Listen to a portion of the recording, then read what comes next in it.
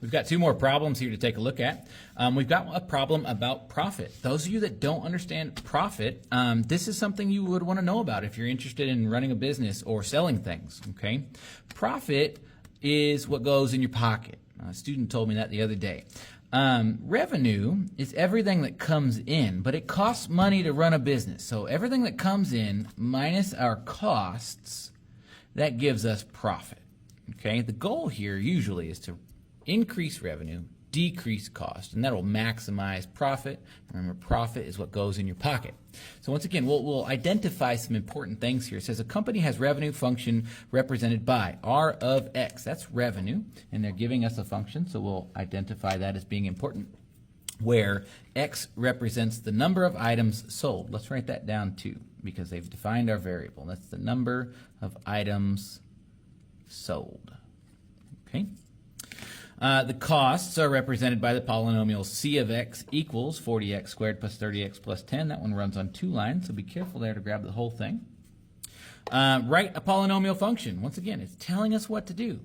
Write a polynomial function for the profit, p of x. Now, most of the time, if they're going to ask you to write a function by combining some functions, they're going to give you this kind of definition. They're not going to assume that you know the relationship between revenue and cost and profit, okay? So I need to set this up. I want to define p of x to be my revenue function, r of x, minus my cost function. That's c of x.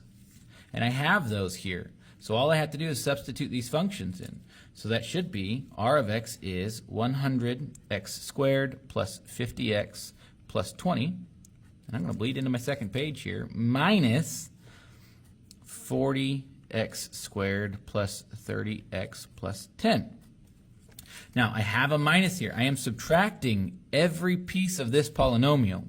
A good way to handle that will be to distribute that negative into that second set of parentheses. And then I can treat my problem like the previous problem and just combine like terms. So this should be 100x squared plus 50x plus 20. Now minus 40x squared minus 30x and minus 10. I wonder what would have happened if I would have had a negative inside of here and distributed into that set of parentheses. Let me know in the comments.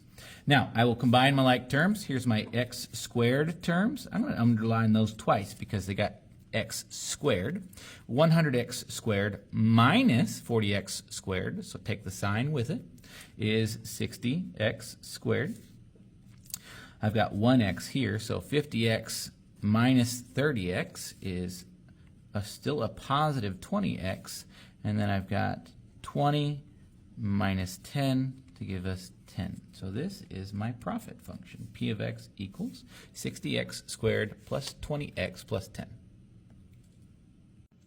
All right, we've got our last problem here, profit over time. The profit for a business over time can be modeled as the product of two factors. Product, I know what a product is. A product is the result of a multiplication problem.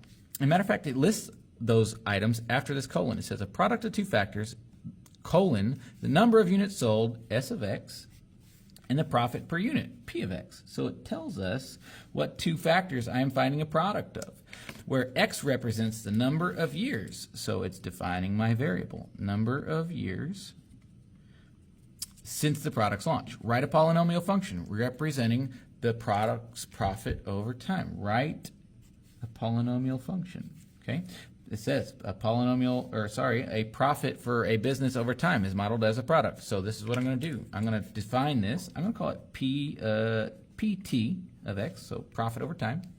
And I need the profit of these two functions. So I've got x plus 2 times 2x squared plus 3x plus 4.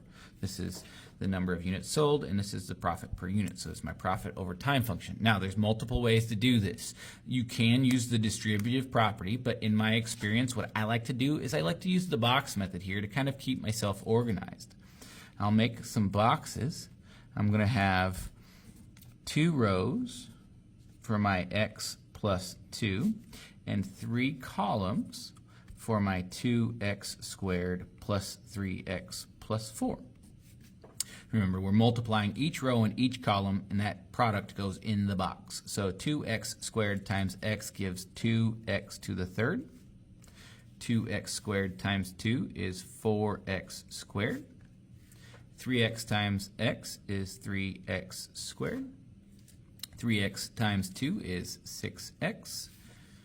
4 times x is 4x, and 4 times 2 is 8. Now, in previous lessons, what we've talked about here is that the diagonals of these boxes end up being like terms. And if you recall, I refer to these as the peanuts. Okay? If you'd like, you can highlight them as well. Highlighters are so valuable. And then I can combine each of the boxes like terms, and that gives me my product here. So I'm going to write these out. Notice that the 2x cubed is by itself, right? It doesn't have any like terms. I'm going to add everything together here. The 4 and the 3x squared makes 7x squared. 4x and 6x makes 10x. Oop, I'm running off the page. I apologize. And then I have plus 8. Now, this is my profit over time function. Here's some reminders from our previous lesson. This is a cubic polynomial because its degree is 3. This term here is my lead term, or my leading term. And then the 2 there is my lead or leading coefficient. Okay? This is a polynomial in standard form because my exponents are counting down. It's 4 terms with real numbers multiplied by variables raised to a whole number powers. That's a callback to our previous lesson there.